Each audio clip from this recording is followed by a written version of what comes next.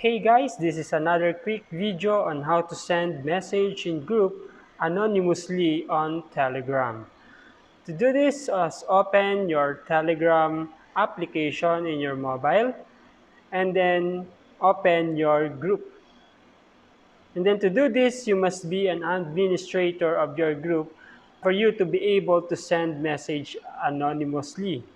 Just click on the group and then tap the icon or pencil icon and then go to administrators and then tap the owner and then go to remain anonymous. Just toggle or turn on the toggle option in remain anonymous to send the message anonymously, and then tap the check here.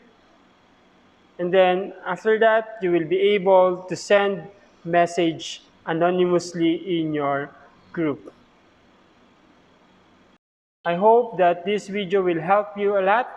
Just keep following for more videos. Thanks guys!